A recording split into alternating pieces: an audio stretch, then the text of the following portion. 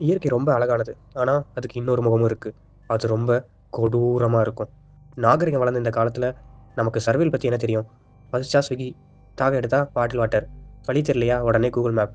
ஆனா, சிக்னல் இல்லாத, சூரியன் வெளிச்சம் கூட நுழைய முடியாத ஒரு காட்டுக்குள்ள நீங்க மாட்டிக்கிட்டா என்ன பண்ணுவீங்க? உங்க நவீன கருவிகள் எதுவுமே வேலை செய்யாதப்ப, ஆதிவாசி மாரி சிந்திக்கலன்னா, நீங்க பிணமா தான் மிஞ்சுவீங்க. மேற்கு தொடர்ச்சி மலையில இருக்கிற ஒரு தடை செய்யப்பட்ட பகுதி தான் கருகுன்றம். அங்க ட்ரக்கிங் போன 4 சாஃப்ட்வேர் இன்ஜினியர்ஸ் அவங்களுக்கு காத்திருந்தது ஒரு சாகசம் இல்ல, ஒரு மரண போராட்டம். வாங்க அந்த காட்டுக்குள்ள என்ன இருக்குன்னு உள்ள போய் பார்ப்போம். இடம் கருகுன்றம் அடிவாரம். காலை 10 மணி. அவங்க 4 ஃப்ரெண்ட்ஸ். விக்கி இந்த குழுவோட தலைவர். சிவா பயந்த சுபாவம் உள்ளவர். ரியா தைரியமான பொண்ணு. கார்த்தி இவங்கெல்லாம் வீடியோ எடுக்கிறவன். காலடி சத்தம், சிரிப்பு சத்தம், கேமரா ரெக்கார்டிங் சத்தத்தோட உள்ள காட்டுக்குள்ள நுழையிறாங்க. அப்போ விக்கி, காய்ஸ் இதுதான் ரியல் அட்வென்ச்சர். டூரிஸ்ட் போகிற இடத்துக்கு போனால் என்ன தில் இருக்கு? இந்த கருங்குன்றம் காட்டுக்குள்ள ஒரு பழமையான குகை இருக்கு. அங்கே போகிறோம், வீடியோ போடுறோம், வைரல் ஆகுறோம்.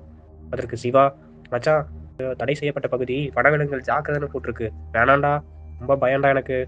உடனே ரியா, சிவா எப்பா பாரு பயந்துட்டே இருக்காத, கூகுள் மேப் தான் இருக்குல்ல, வழி மாறாமல் போயிட்டு வந்துடலாம் வா. அவர்கள் காட்டுக்குள் நுழைகிறார்கள். ஆரம்பத்தில் ஜாலியாக செல்கிறார்கள். மெல்ல மெல்ல மரங்கள் அடர்த்தியாகின்றன. சூரிய வெளிச்சம் குறைந்து கொண்டே வருகிறது. திடீரென்று கார்த்தியின் போனில் சிக்னல் கட் ஆகிறது. கார்த்திக், விக்கி சிக்னல் போச்சுடா, மேப் லோட் ஆகல. அதற்கு விக்கி, பரவாயில்ல, எனக்கு தான் வழி தெரியும், அந்த மலை உச்சிக்கு தான் போகணும், நேரா போயிட்டே இருப்போம் வாங்க. அவர்கள் சென்று கொண்டே இருக்க மணி மாலை 4 ஆகிறது. அவர்கள் நடந்து கொண்டே இருக்கிறார்கள். ஆனால் சுற்றிலும் ஒரே மாதிரியான மரங்கள். அதை பார்த்தவர்களுக்கு களைப்பு அதிகமாகிறது. உடனே ரியா, விக்கி நாம காலையில பார்த்த அதே மரத்தை கடந்து 3வது தடவையா வரோம். நாம வட்டமா சுத்திட்டே இருக்கோம்னு நினைக்கிறேன்டா. அதற்கு சிவா, நான் அப்பவே சொன்னேன், மாட்டிக்கிட்டோம்டா, தண்ணி வேற தீந்து போச்சு. அப்ப தூரத்தில் ஒரு சலசலப்பு சத்தம். ஸ்வஸ் ஸ்வஸ், செடிகள் அசைகின்றன. அப்போது கார்த்தி, அமைதியா இருங்க, அங்க ஏதோ இருக்கு, நான் போய் பார்த்துட்டு வரேன். எல்லோரும் பயத்துடன் பார்க்கிறார்கள். ஒரு காட்டு பன்றி வேகமாக ஓடுகிறது. நிம்மதி பெருமூச்சு விடுகிறார்கள். ஆனால் அந்த பன்றி எதையோ பார்த்து பயந்து ஓடியது என்பதை அவர்கள் கவனிக்கவில்லை. இருட்டு கவ்வ ஆரம்பிக்குது.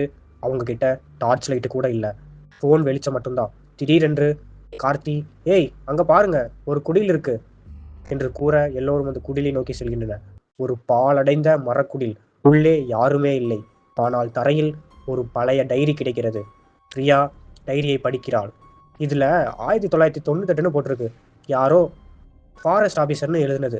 இந்த காட்டுல மிருகங்களை விட ஆபத்தானது ட்ராப். யார் வச்சதுன்னு தெரில, ஆனா தப்புனா தலை துண்டாயிடும்னு போட்டிருக்குடா.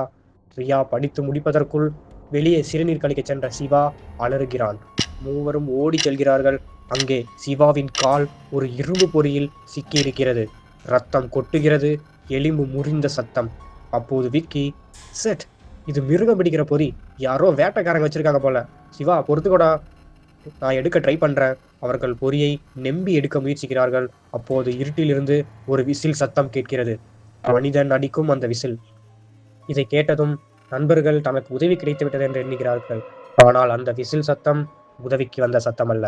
அது சிக்கிடுச்சுன்னு வேட்டைக்காரங்க ஒருத்தருக்கு ஒருத்தர் கொடுக்குற சிக்னல். அவங்கள சுத்தி டார்ச் லைட் வெளிச்சம் மின்னுது. தூரத்துல உருவங்கள் ஓடி வருது. அப்போது விக்கி, ஓடுங்க, அவங்க நம்மளை காப்பாற்ற வரல, கொல்ல வராங்கடா, இது கஞ்சா பயிர்ற கும்பல், இங்க இந்த ஏரியாட்ட இருந்து நம்ம தப்பிச்சே ஆகணும், பார்த்தா ஹீரோ இருக்க மாட்டேன்டா, டக்குனு எல்லாம் ஓடுங்க.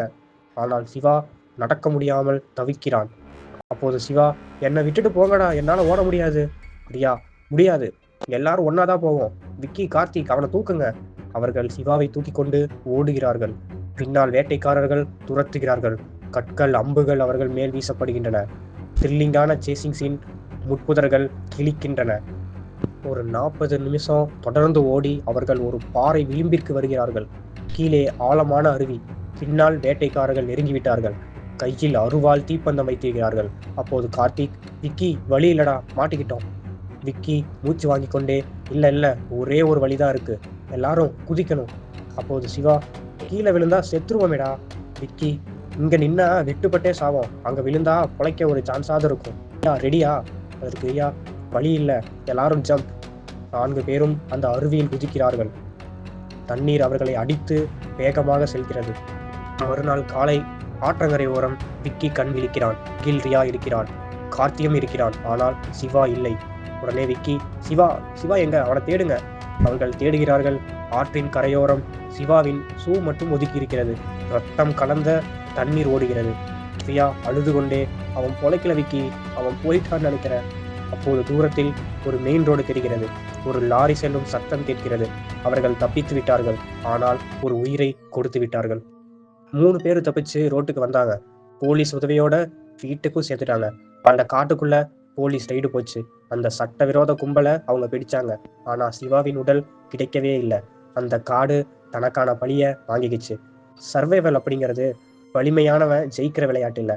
யாரு கடைசி வரைக்கும் நம்பிக்கை விடாம இருக்காங்களோ அவங்க ஜெயிக்கிற விளையாட்டு. விக்கி எடுத்த அந்த ஒரு முடிவு, குதிப்போம், அதுதான் அவங்கள காப்பாத்துச்சு. ஆனா அந்த இழப்பு அவங்க வாழ்நாள் முழுக்க உறுத்திக்கிட்டே இருக்கும். இயற்கையை ரசிக்கலாம், ஆனா அதோட எல்லைக்குள்ள அத்துமீறினா அது இரக்கமே காட்டாது. மீண்டும் அடுத்த வாரம் இன்னொரு த்ரில்லர் கதையோட சந்திக்கிறேன்.